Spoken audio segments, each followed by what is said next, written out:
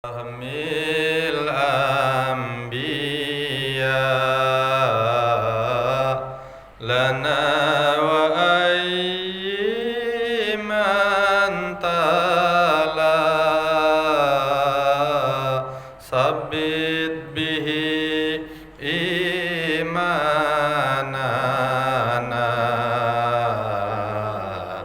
dunya wa ukhran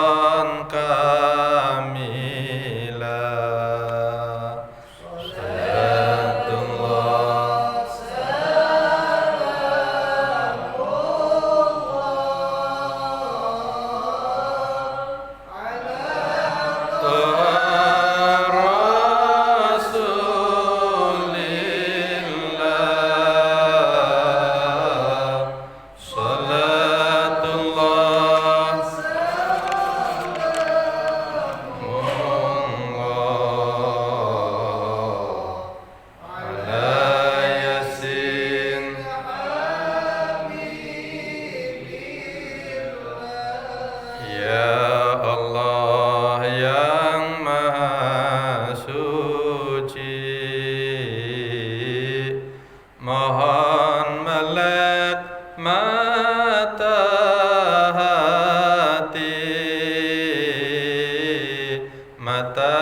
hati yang sudah mati, mohon dibuka waktunya ngaji.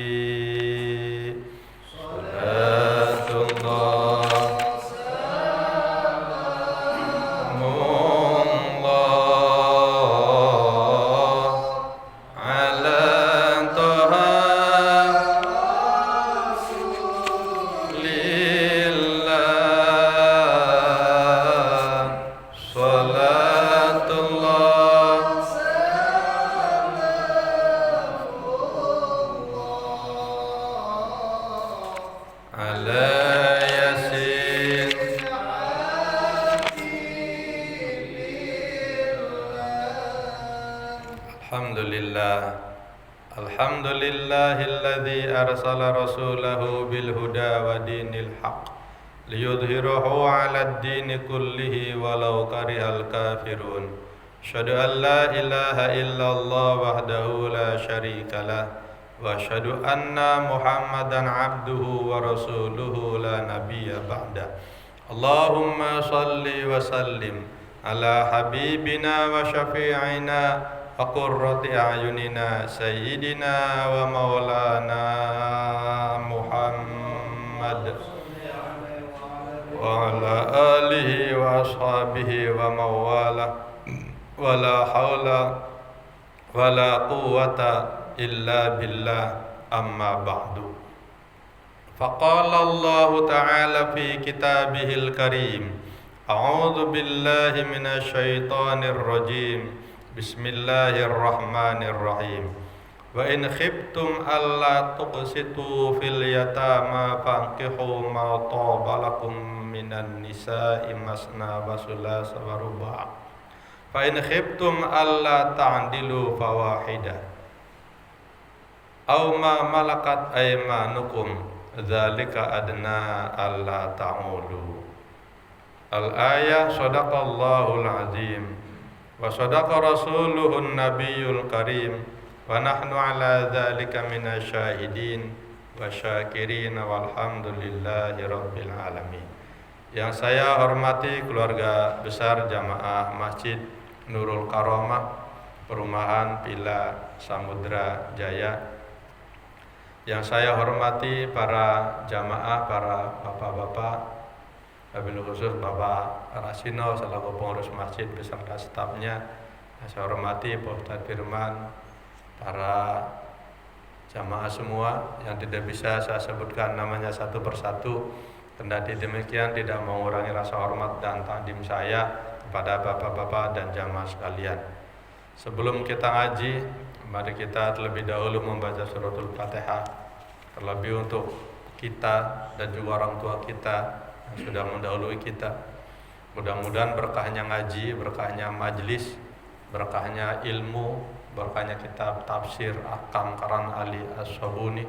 Semoga kita semua disehatkan badannya oleh Allah Subhanahu wa taala, dipanjangkan umur kita, diluaskan rezeki kita, dilancarkan segala usaha kita. Yang dagang mudah-mudahan dagangannya laris, yang bekerja mudah-mudahan pekerjaannya semakin baik, semakin berkah, dan mudah-mudahan keluarga kita menjadi keluarga yang sakinah, mawaddah, warahmah. Anak-anak kita semoga menjadi anak-anak yang soleh dan solehah, anak yang bermanfaat dunia dan akhirat, dan mudah-mudahan ilmu yang kita dapati menjadi ilmu yang berkah, ilmu yang bermanfaat baik di dunia maupun akhirat. Amin ya rabbal alamin.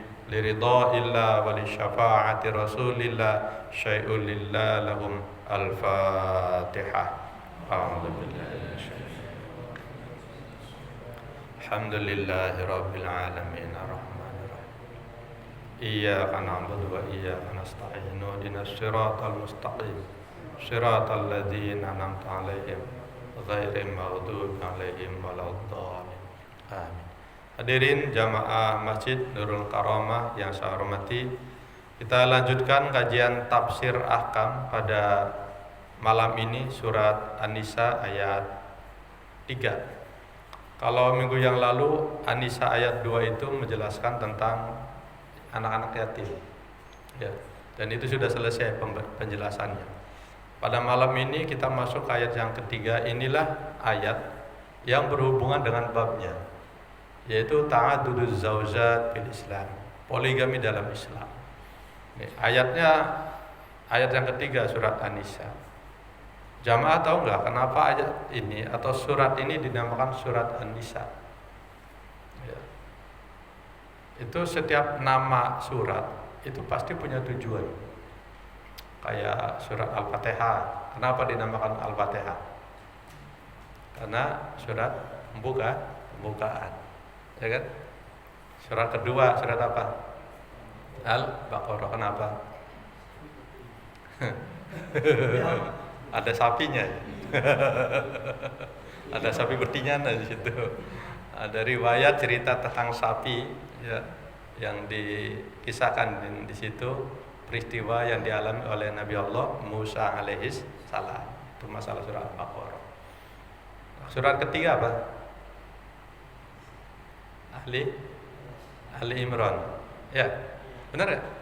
Nah, Ali Imran. Urutan surat aja pada lupa.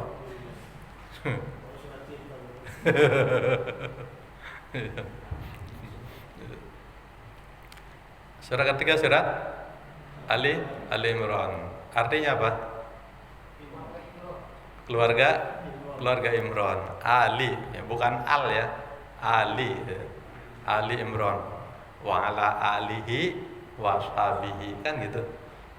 Bersama keluarganya dan sahabatnya. Itu Ali, ya. Jangan sampai salah. Surat apa? Surat Al-Imran. Ente salah ngomong itu. Itu problem. Ya, kalau Al-Imran berarti artinya itu ya Al-Imran, Imran artinya itu. Tapi kalau Ali Imran itu berarti keluarga Imran. Kalau Al-Imran seorang bernama Imran. Tapi kalau Ali Imran keluarganya Imran. Ada Imran? Ali Imran. Di Ali Imran itu dikisahkan tentang keluarga Ali Imran, yaitu hubungannya dengan Siti Maryam dan seterusnya. Nah, kemudian surat keempat itu adalah surat An-Nisa. Artinya apa? Perempuan. Ada nggak surat Ar-Rijal? Enggak ada ya surat Ar-Rijal ya. Ada yang surat An-Nisa. Kenapa surat itu dinamakan surat An-Nisa? Pernah mikirin nggak? Nah, ini kita ngaji.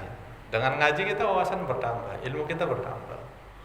Maka orang selemah apapun, seterbelakang apapun, sebodoh apapun, selagi dia masih ngaji, dia akan jadi orang pintar. Makanya Imam Syafi'i itu sangat menyanjung sekali bagi mereka-mereka yang mau mengaji, merespon positif. Ya. Masya Allah, itu pentingnya ngaji. Maka sampai beliau itu bilang begini, la yazalul mar'u aliman ma talabal ilm. Kata beliau, orang akan senantiasa jadi orang pintar. Orang akan senantiasa menjadi orang alim, jadi orang hebat selagi dia masih mau mencari ilmu.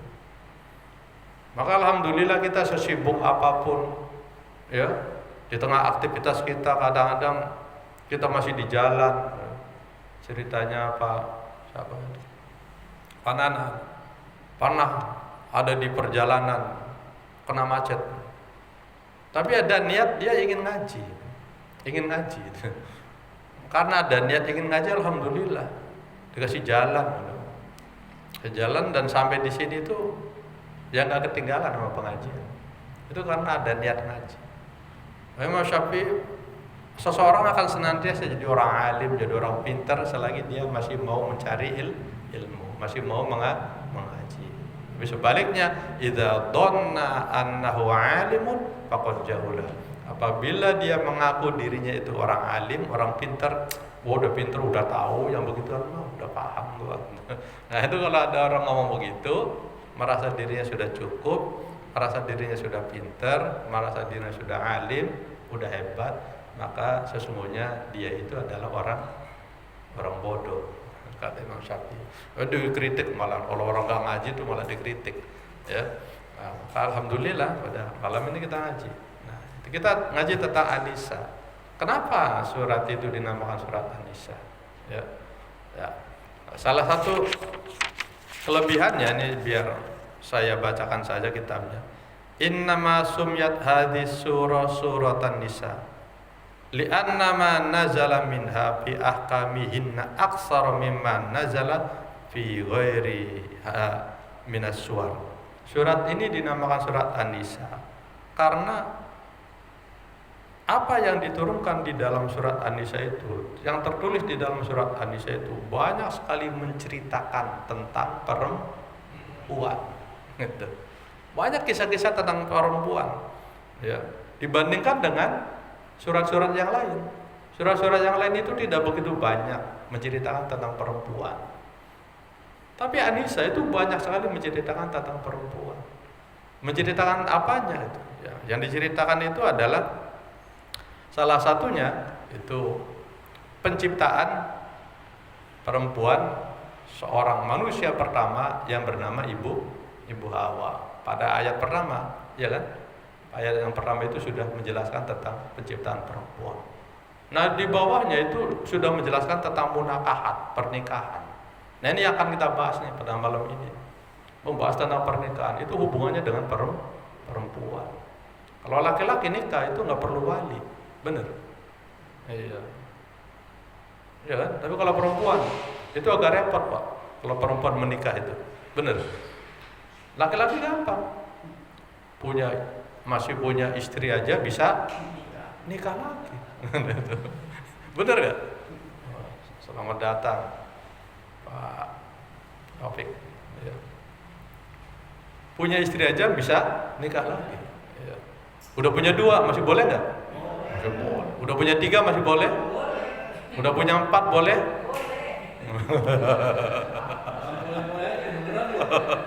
Masa sih udah 4 masih boleh aja. Nanti kita ngaji tentang ini, ya. Apa boleh itu udah 4 masih boleh aja gitu. Ya. Nah, tapi perempuan itu nggak bisa, Pak. Ya. Mau nikah aja harus ada wali. Kalau nggak ada walinya, dia nggak bisa nikah. Harus diurut dari bapak dulu. Bapak nggak bisa, kakek. Dan itu harus dari ayah jalurnya, nggak boleh jalur dari ibu. Walaupun kakek gitu, ya, tapi dari ibu nggak bisa, harus dari ayah.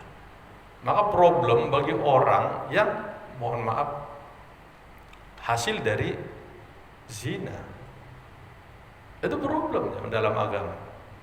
Nasabnya terputus, anak siapa? Karena Islam hanya mengakui anak yang lahir dari pernikahan. Kalau ada anak lahir bukan hasil dari pernikahan, itu anak siapa? nasabnya terputus. Walaupun perempuan ini menikah dengan orang yang menzinainya, tapi tetap dia tidak bisa menjadi wali. Nggak bisa jadi wali, dia harus wali hakim. Ya, harus wali hakim.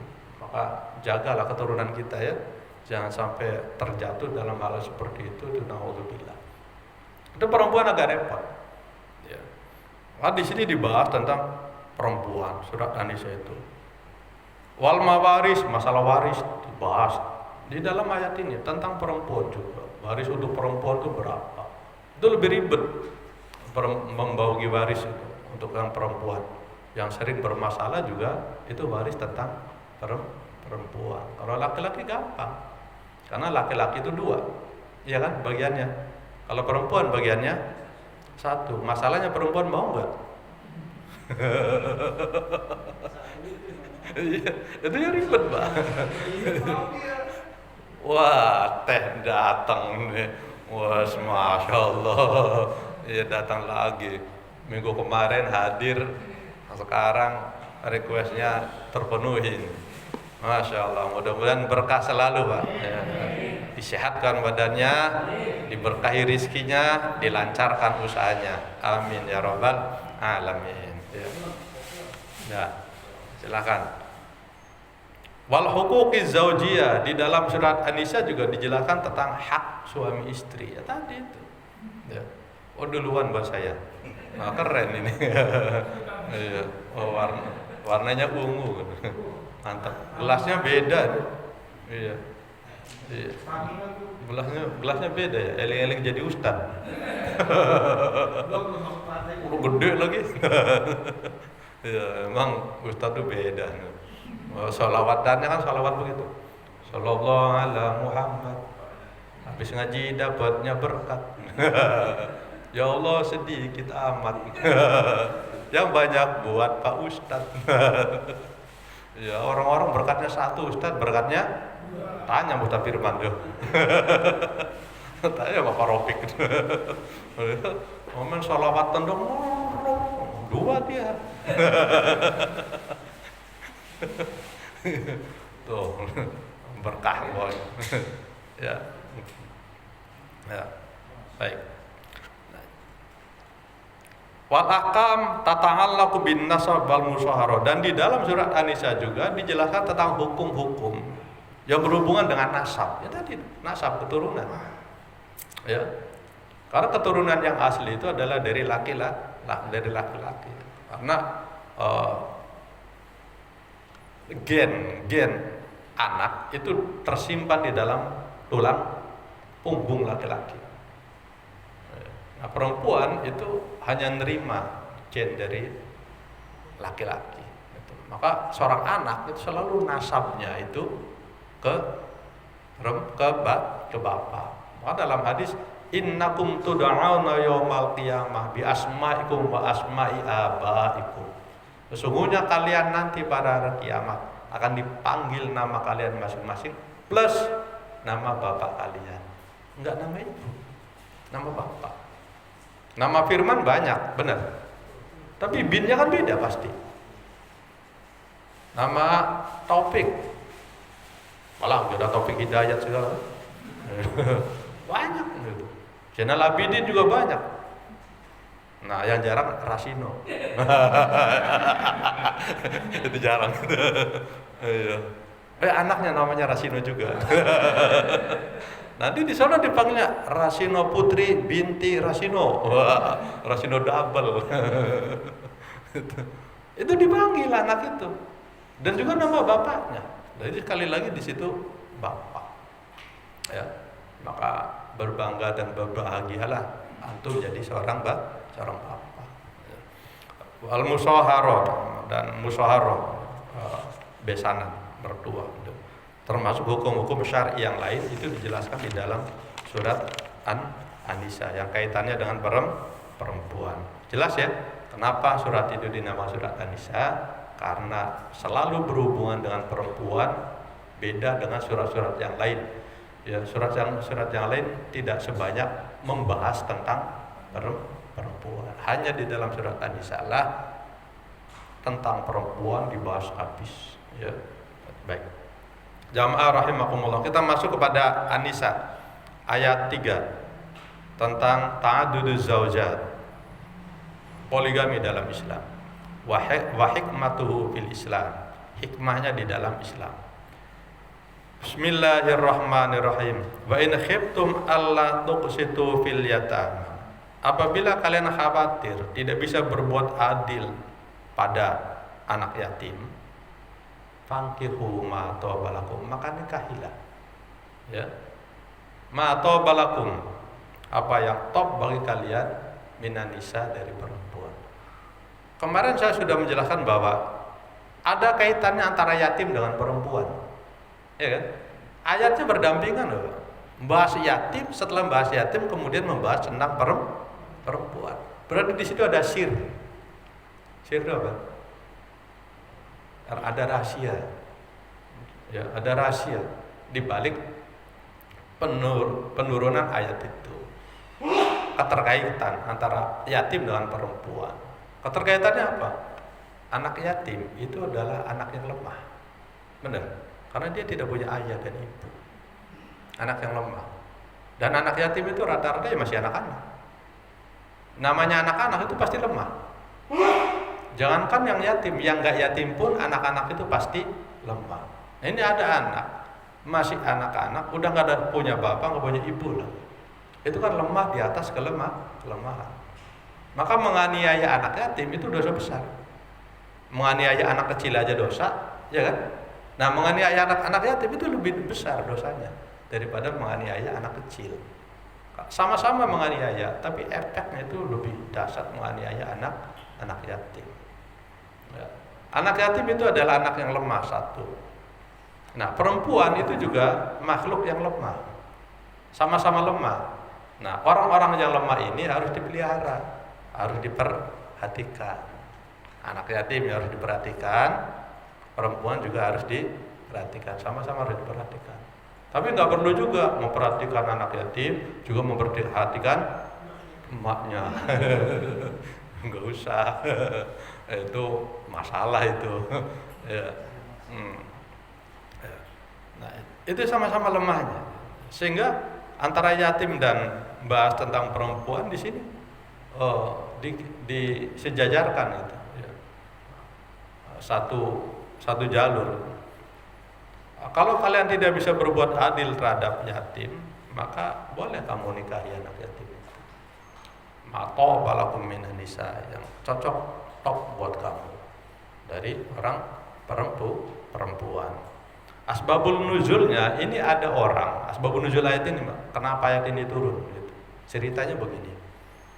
Di zaman Rasulullah itu ada orang, kalau bahasa sekarang adopsi anak yatim, miara. Diambil anak yatim itu karena bapaknya udah nggak ada, ibunya udah nggak ada, ambil. Diadopsi, diopenin, dibiayai gitu sejak anak-anak sampai begitu dewasa. Anak ini tumbuh menjadi gadis yang cantik loh. Nah, yang adopsi ini pikiran, cakep juga nih bocah nih. Nah, pikir-pikir akhirnya bapak yang adopsi ini suka sama perempuan itu. Boleh nggak menikahi anak ini? Boleh nggak? Boleh. Itu bilang cerdas tuh. Jadi nggak sia-sia dia. Udah dari kecil ngadopsi, miara, begitu udah dewasa dinikahin. Ya. Tapi jangan diamalin ya. Jangan.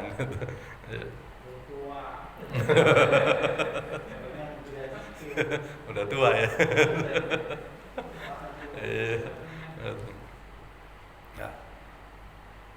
Nah, boleh menikahi perempuan. Fankihu ma tobalakum, ya, minan nisa. Nikahilah, ya, perempuan-perempuan itu.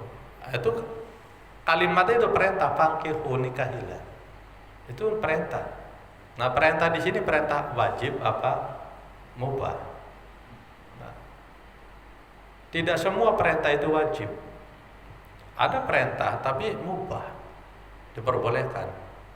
Nah, ulama ahli tafsir itu berpendapat kalimat fankihu ma tobalakum, walaupun segotnya itu adalah segotul amri, segot perintah, itu tidak menunjukkan wajib, tapi menunjukkan ibahah, diperbolehkan. Karena al aslu fil amri lil ibahah, bukan al aslu fil amri lil wujub, tidak.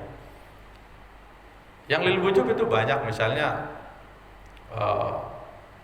ya ayyuhalladzina amanu kutiba alaikumus syiyam. Itu tentang puasa. Kalau tentang puasa itu wajib perintahnya, ya. Termasuk tentang sholat, aqimus sholat wa atuz zakat, itu kan perintah juga. Dirikan sholat, bayar zakat. Nah, perintah di situ adalah al aslu fil amri lil wujub. Asal di dalam perintah itu hukumnya wajib. Nah, kalau yang kaitannya nikah dengan perempuan yang masna, yang poligami, itu sifatnya mubah, hanya diperbolehkan.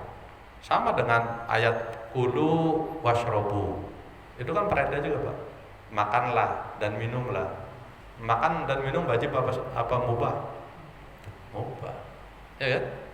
Ya. Jadi tidak semua perintah Allah itu wajib, tidak semua. Ada perintah Allah tapi tidak wajib, yaitu mubah. Berapa menikahi perempuan? Masna. Nah, ini 2. Boleh. Nah, ada ayatnya. 2. Wasulasa, ada wawunya. Boleh 3.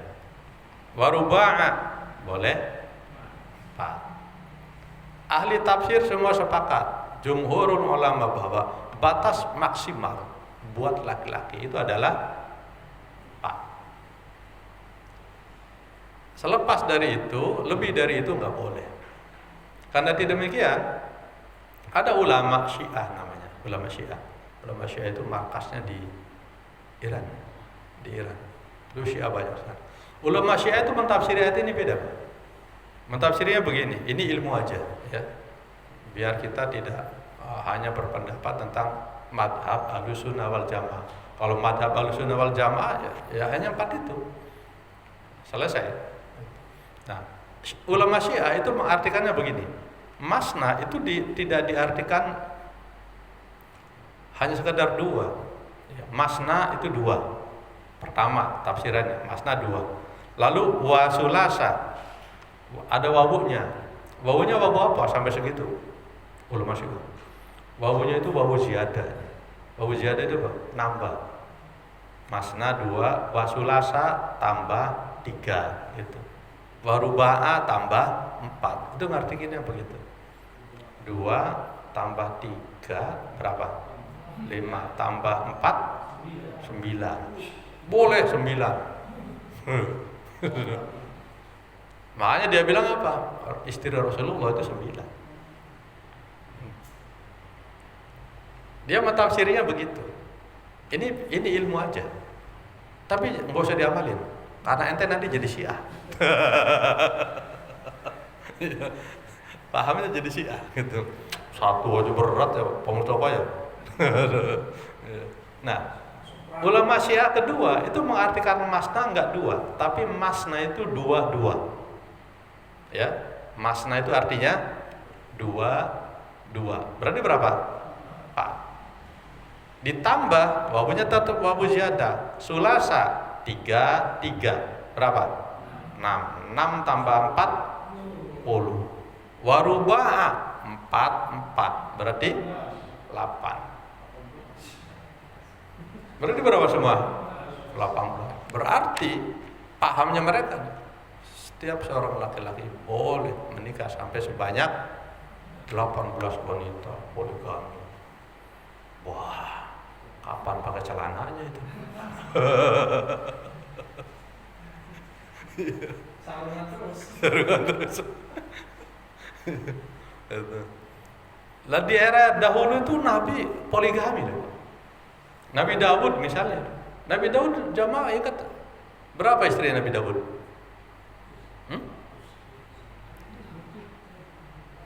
Nabi Daud istrinya 99. Berapa Pak Taufik? 99.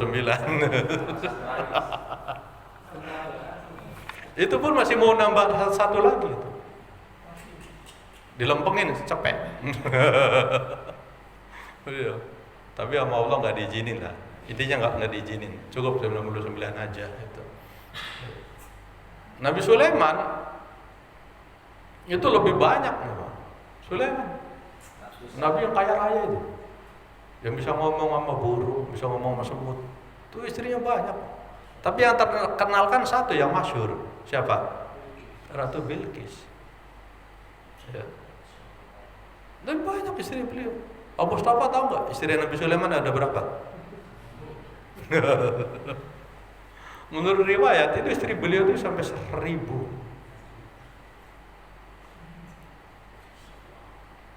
Setiap kamar kontrakan muter. 1000 kamar. Nah itu tuh yang apa namanya? Ya. 1000 itu koper pakai celana nggak tuh? Masya Allah ya, Pak. Ya. Itu para nabi poligami. Ya. Nah, jamaah rahimahumullah itu pemahaman Ahlus Syiah. Nah, Ahlus Sunnah wal Jamaah tetap memahami bahwa batasan maksimal itu adalah 4 karena berdasarkan hadis yang sahih bahwa Rasulullah SAW setelah turunnya ayat ini, ya, itu melarang sahabatnya yang memiliki istri lebih dari 4. Karena ada sahabatnya zaman itu istrinya lebih daripada 4. Nah, begitu ayat ini turun langsung disampaikan kepada Nabi, pilih istrimu, mana yang harus dipertahankan, mana yang harus dicerai. Batasan maksimal itu adalah 4. Pertanyaannya kemudian, kenapa istri Nabi 9? Ya. Nah, istri Nabi yang ada 9 itu jamaah, itu juga dipakai oleh orang-orang orientalis. Orang orientalis itu orang yang nggak suka sama Islam untuk mendiskreditkan dan menghina Nabi. Syariatnya katanya ada 4. Ini tuduhan orang-orang orientalis. Maksimal 4, tapi nyatanya prakteknya kok istrinya 9. Dianggapnya Nabi adalah orang yang tidak patuh terhadap agamanya sendiri. Sama umat, untuk umat hanya 4, untuk dirinya sendiri dianggapnya apa? Menang sendiri. Kalau bahasa Jawa pinter kodek. Itu orang-orang orientalis. Tuduhannya begitu. Nah, sikap kita ketika menghadapi bombardir Sam itu, bagaimana sikap kita sebagai orang Islam itu harus membela Nabi kan? Karena kita nggak suka, nggak mau nabinya digituin sama orang yang tidak suka terhadap Islam. Saya kasih jawabannya. Ayat yang terkait dengan poligami itu turun setelah Nabi lengkap istrinya ada 9 itu. Ya. Setelah Nabi punya istri 9, ayat ini baru turun. Tidak turun di awal-awal, turun belakangan. Setelah syariat menentukan, ya, bahwa maksimal itu hanya 4, Nabi sebagai seorang Nabi Allah itu tidak diperbolehkan untuk menceraikan istri. Ya. Mohon maaf, setelah Nabi wafat aja istrinya kan menjanda, ya, secara status boleh nggak dinikahin sama laki-laki lain? Nggak boleh, karena dia termasuk wanita mutahharah, wanita yang suci. Nggak boleh jandanya Nabi itu dinikahin sama yang lain. Itu min khasa'is. Satu itu, ya. Yang kedua, tentang poligami Nabi sampai 9 itu adalah khasa'is sunnah, khusus untuk Nabi. Syariat memberikan itu untuk beliau, dan itu tidak boleh dilakukan oleh umat. Sama seperti tentang tahajud. Tahajud Nabi itu tiap malam. Wa minal laili fatahajjad bihi nafilatal. Dan di antara sebagian malam hendaklah kamu tahajud Nabi. Itu perintahnya langsung kepada Nabi, bukan kepada umat. Ya. Itu kan ada nafilatal lak sebagai sunnah buat kamu. Laka itu siapa? Laka di situ kapnya adalah kap khitab, kap mukhatab, itu kaknya itu adalah maksudnya adalah Nabi Allah Muhammad sallallahu alaihi wasallam. Maka itu menjadi kewajiban bagi Nabi setiap malam itu selalu tahajud. Umatnya tidur. Karena tidak wajib. Untungnya kita jadi umat itu sudah diwakili tahajud kita oleh Nabi. Kerennya di situ tuh. Kan nanti kita nggak tahajud, kita sudah diwakili oleh Nabi dan Nabi selalu mendoakan untuk kita. Itu kerennya, ya, manfaatnya. Di beliau makanya Nabi yang bisa mensyafaati terhadap umat. Nabi-nabi lain tidak bisa memberikan syafaat kepada umat, tapi Nabi Muhammad itu bisa memberikan syafaat kepada umat. Baik, ini yang dimaksud fa ma tabalakum minan nisa masna wa sulasa wa ruba. Nah, selanjutnya adalah fa idza khiftum alla ta'dilu. Nah, ini batasannya. Apabila kalian khawatir tidak bisa berbuat adil, nah ini standarnya nih Pak. Yang agak-agak berat nih di sini nih, ada kalimat ta'dilu. Waduh. Iya. Kalau kamu nggak bisa berbuat adil, maka fawahidah. Cukup satu aja, jangan macam-macam loh. Gitu. Emang syariat memperbolehkan, tapi kalau kamu nggak bisa berbuat adil, udah satu aja. Satu itu lebih baik daripada 4. Jangan dibalik, 4 lebih baik daripada 1. Ya kalau memang lebih baik daripada 1 silakan. Orang syariat memperbolehkan gitu. Ya. Tapi bagi kita yang kondisinya seperti ini, ya 1 itu lebih baik daripada. Ya. Karena ada ta'dilu. Nah, kenapa harus ada ta'dilu? Berbuat adil. Nah, berbuat adil itu penting dan berat untuk berbuat adil. Ada suatu hadis yang menjelaskan begini jemaah. Kalau ada orang poligami lalu tidak bisa berbuat adil terhadap pasangannya, condongnya kan biasanya itu lebih berat ke yang muda. Iya, lebih berat ke yang muda, kasih sayangnya, curahannya, gitu dan lain-lain. Iya. Itu kalau ada seorang nikah sampai poligami, lalu dia tidak bisa berbuat adil, besok pada hari kiamat bangun dari kuburnya tuh jalannya pincang di alam mahsyar, pincang jalannya. Bahkan nanti bisa dititenin tuh, tangetin, ya. Kalau nanti di alam mahsyar bangun dari kubur, dikumpulin tuh, ada orang jalannya pincang.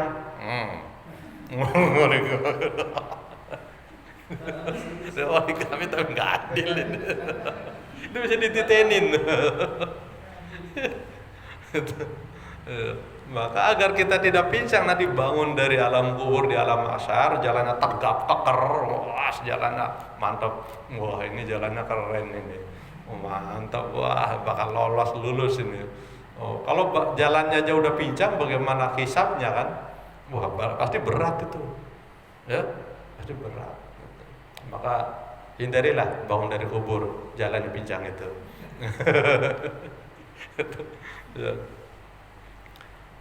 Wa in khiftum alla ta'dilu fawahidah aw ma malakat aymanukum dzalika adna alla ta'ulu.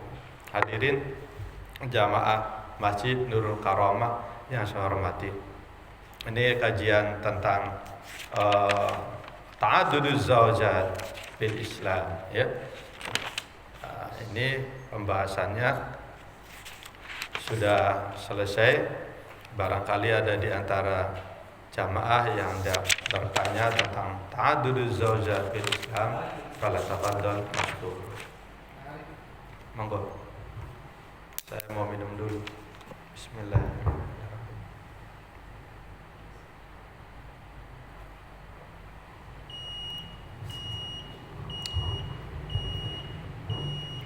Ada? Monggo, Pak Ustaz Firman. Waalaikumsalam.